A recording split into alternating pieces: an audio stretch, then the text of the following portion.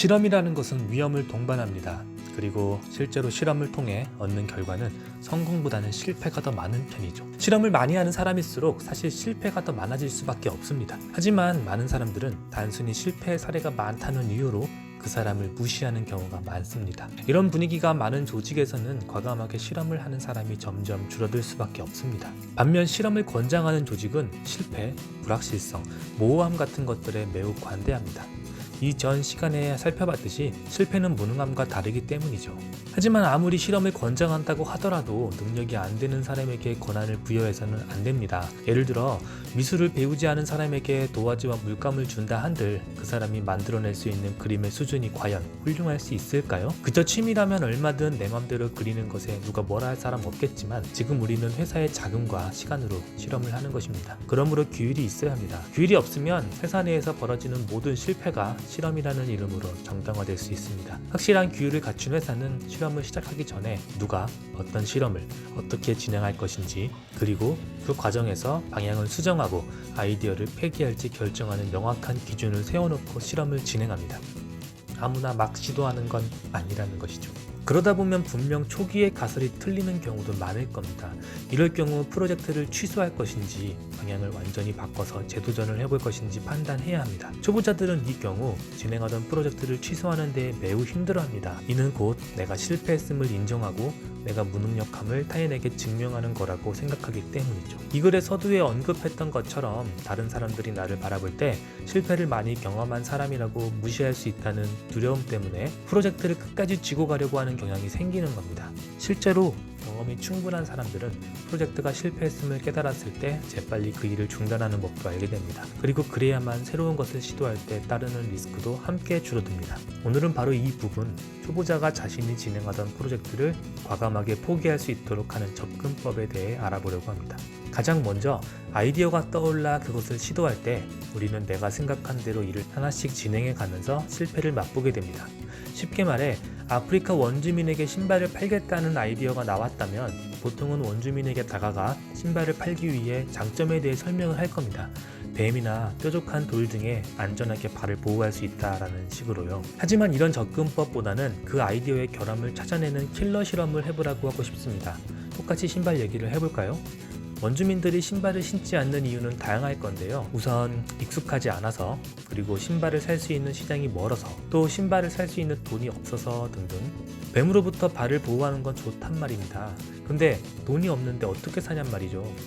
이런 결과가 나오면서 아프리카 원주민에게 신발을 파는 것이 불가능하다는 결론을 얻어낼 수 있습니다. 그럴 경우 아프리카 원주민에게는 다른 가치를 제공받고 신발을 팔아야 합니다. 그리고 그 가치는 우리의 세상에서 실제 화폐로 환전이 가능한 가치를 가지고 있어야 할 겁니다.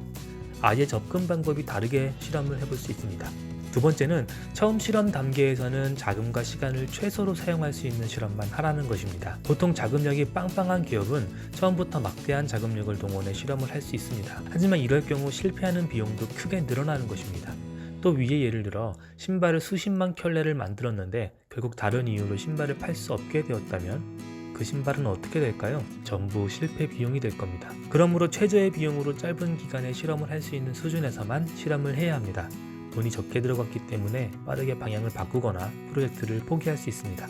세 번째로 실험을 하고 난 이후 나온 데이터는 숨기거나 조작해서는 안 됩니다. 사람들은 자기가 맞다고 생각하고 진행한 것들의 결과가 좋지 않을 경우 그 결과를 받아들이기 매우 힘들어합니다. 학창 시절에 성적표가 잘 나오면 엄마한테 자랑하지만 좋지 않았을 경우 어떻게 해서든 엄마한테 보여주지 않으려고 잘게 찢어서 쓰레기통에 버렸을 거예요. 더 나쁜 경우에는 성적표를 조작하는 사람도 있었을 겁니다. 문제는 이게 실제 회사에서도 나타나는 현상이라는 겁니다. 모든 데이터는 조작해서도 안 되며 좋은 결과가 나타날 때까지 숨겨서도 안 됩니다. 마지막으로 조직원들에게 무의미한 프로젝트를 쥐고 있어봐야 도움이 되지 않는다는 걸 알게 해주는 겁니다. 고지식할수록 되지도 않는 걸 끝까지 쥐고 있으려는 경향이 강합니다. 내 이론이 틀리지 않았다는 것을 증명하고 싶어서겠죠. 물론 어떤 경우는 수십 년 만에 그 결과가 나타나는 실험들도 분명히 있습니다. 하지만 제가 의미하는 실험은 학문을 연구하는 실험이 아니라 회사에서 새로운 사업을 구상하는 실험을 의미합니다. 분명히 수십 년 뒤에 먹고 살 아이템을 개발하는 것도 매우 중요하지만 그게 그게 어느 순간 갑자기 툭 튀어나오는 건 결코 아닙니다. 그것도 분명 단계적으로 하나씩 발전이 있어야 결과를 얻어낼 수 있거든요.